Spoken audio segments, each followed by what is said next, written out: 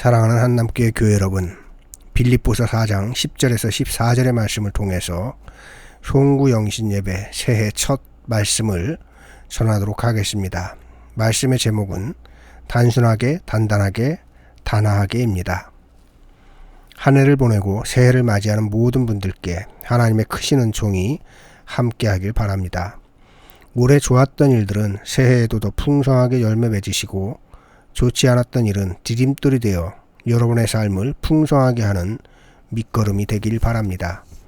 그리고 계획하시는 일들 주님 안에서 성취하시는 새해가 되길 바라며 새해 첫 메시지를 전하겠습니다. 한 해를 마무리하면서 새해에는 어떤 삶을 살아가야 할지에 대한 고민이 많았습니다. 50대까지는 살아갈 시간이 제법 많을 것이라고 막연히 생각했습니다. 그런데 60대가 넘으니 확연하게 살아온 날보다 살아갈 날이 짧다는 것이 체감됩니다. 그래서 하루하루가 더 소중합니다. 그러나 문제는 시간이 너무 쏜살같이 지나간다는 것입니다. 이전에는 그런 생각이 없었는데 요즘은 옷을 사거나 물건을 살 때면 마지막으로 사는 것일 수도 있는데 제대로 된 것을 사야지 하는 마음이 듭니다. 어떤 때는 지금 가지고 있는 것도 다 쓰지 못하고 갈 건데 뭘 또 사나 하기도 합니다. 그러면서 종종 하게 되는 일은 정리하는 일입니다. 책꽂이에 있는 책 중에서도 다시 읽을 가능성이 희박한 책은 필요한 이들에게 나누어주고 장식용으로 전락한 책은 재활용이라도 되라고 폐지로 내놓습니다. 비우는 연습을 하는 것이죠. 이전의 삶이 채우는 삶이었다면 요즘 저의 삶은 비우는 삶입니다. 솔직하게는 조금 씁쓸하기도 하지만 채우기 위해 살던 삶은 피곤했는데 비우며 사니 홀가분합니다. 요즘 저의 개인적인 기도 제목은 남은 목회를 잘 마무리하는 것입니다.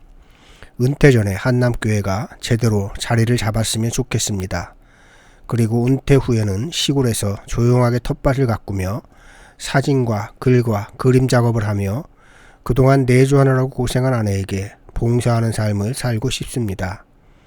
오래 살고 싶은 생각은 없지만 살아있는 동안은 건강했으면 좋겠습니다. 그런 생활에 필요한 최소한의 것들을 하나둘 생각하다 보니 소박한 것이 아니라 사치스럽고 욕심이 끝이 없습니다. 그래서 목회에 관한 기도는 그대로이지만 은퇴 후에 기도 제목을 바꿨습니다. 빌립보서 4장 11절의 말씀입니다. 어떠한 형편에서든지 자족하는 마음을 갖게 하소서. 여러분은 어떤 기도 제목을 갖고 계십니까? 구체적인 말씀을 붙잡고 기도하십시오. 그래야 그 기도가 힘이 있고 그 기도가 여러분의 삶을 바꿉니다. 새해에는 구체적인 기도 제목을 붙잡고 살아가시길 바랍니다. 제가 좋아하는 시인 박노해의 사진 에세이 2권 단순하게 단단하게 단아하게라는 책이 있습니다. 오늘 설교 제목은 여기에서 차용했습니다. 그 내용은 이렇습니다. 단순한 살림으로 삶은 풍요롭고 단단한 내면으로 앞은 희망차고 단아한 기품으로 주위가 다 눈이 부신 내 삶의 모든 아침은 바로 그때이다. 내 사랑은 이것이면 충분했으니 일도 물건도 삶도 사람도 단순하게 단단하게 단아하게 단순하고 단단하고 단아하게 그래서 3단입니다. 저는 40대 초반부터 5가지 S를 제 삶의 모토로 삼고 있습니다. 100% 그렇게 살지는 못하지만 삶의 모토로 삼고 살아가니 이 정도라도 삽니다.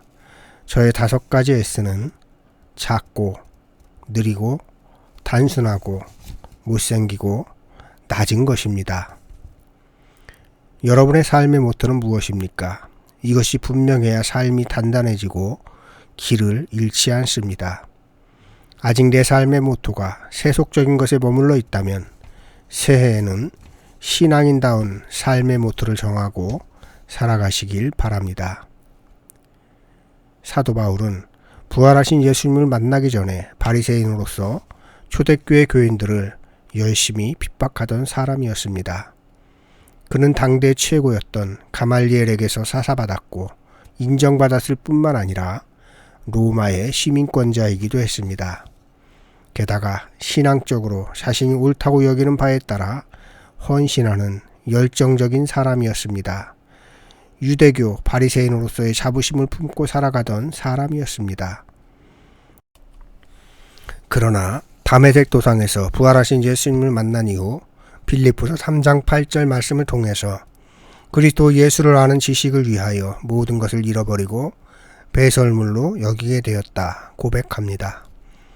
이전에는 모든 것을 다 가졌기 때문에 자족했다면 이제는 그것을 모두 잃어버리고 자족하는 것입니다. 하나는 소유함으로 얻는 자족이고 다른 하나는 비움으로 얻는 자족입니다. 하지만 소유함으로 얻는 자족은 허상입니다.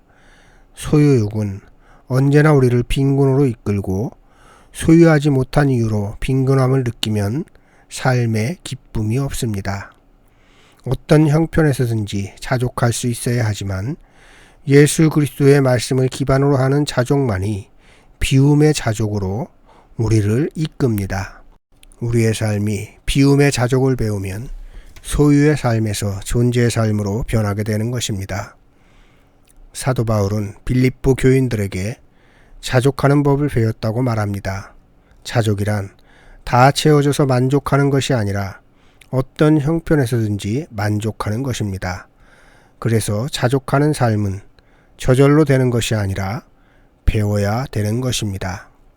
사도 바울은 자족하는 삶을 어떻게 배웠을까요? 13절에 내게 능력 주시는 자 안에서 라는 말씀을 통해서 사도 바울이 예수님으로부터 자족하는 삶을 배웠음을 알 수 있습니다. 우리는 약한 존재이기 때문에 예수님처럼 살고자 해도 살 수 없습니다. 사도 바울도 그랬을 것입니다. 그러나 그 말씀에 순종하니 내게 능력 주시는 자 안에서 모든 일을 하게 된 것입니다. 자족하는 삶을 배우기 위해서 우리는 능력 주시는 자 안에 거해야 합니다. 능력 주시는 자는 예수님이십니다. 그러므로 예수님 안에 거할 때 그의 능력을 힘입어 살아가게 되는 것입니다. 우리는 종종 신앙생활을 함에 있어 전제 조건을 잃어버리고 결과만 생각합니다. 하나님은 우리에게 복 주길 원하시는 분이십니다.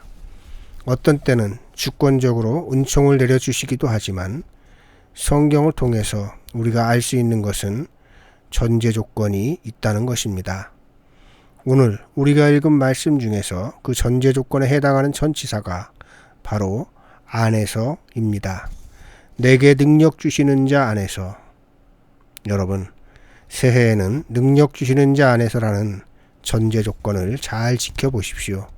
그 전제 조건 없이 그저 홀로 각계 전투를 하니 힘들고 성과를 이룬다 한들 만족할 수 없는 것입니다. 시인의 고백처럼 능력 주시는 자 안에 거하면 단순한 살림으로도 삶이 풍요롭고 그분 안에 거하니 삶이 단단해지고 저절로 빛나는 탄화한 기품으로 삶이 빛나는 것입니다.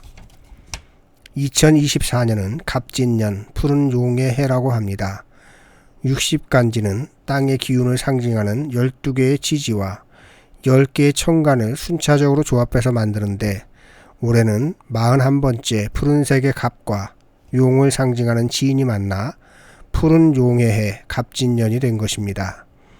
용은 12간지 동물 중에서 유일한 상상의 동물입니다. 상상력이 필요한 시대를 살아가고 있습니다. 온갖 눈에 보이는 자본이라는 휘황찬란한 현상들의 눈이 멀어 우리는 하나님 나라에 대한 상상력을 잃고 살아가는지도 모르겠습니다. 이 세상에서 하나님 나라를 이야기하는 것이 비현실적인 것처럼 여겨지는 시대를 살아가고 있습니다. 그래서 이런 시대에 단순하게, 단아하게, 단단하게 살아가라는 말은 비현실적인 것처럼 들려질 수도 있습니다. 하지만 그렇게 살아가십시오. 절대로 후회하지 않을 겁니다. 왜냐하면 그것이 주님이 원하시는 길이기 때문입니다. 그 길을 걸어가시는 새해가 되길 주님의 이름으로 축복합니다. 말씀을 기억하면서 거듭기도 드리겠습니다. 역사를 주관하시는 주님, 한 해를 보내고 새해를 맞이했습니다. 주님, 해를 거듭할수록 우리의 육신은 쇠하지만 우리의 마음은 강건해지게 하옵소서. 그 강건함이 자기 고집과 불통이 아니라 불의와 어둠에 대한 강건함이 되게 하시고 우리가 능력 주시는 자 안에서 단순하고 단단하고 단아하게 살아가고자 할 때에 주님과 함께 걸어가야 할 그 길을 보게 하시고 걷게 하옵소서. 그리하여 우리의 삶이 자족하는 삶의 기쁨을 누리게 하옵소서. 예수님의 이름으로 기도드립니다. 아멘.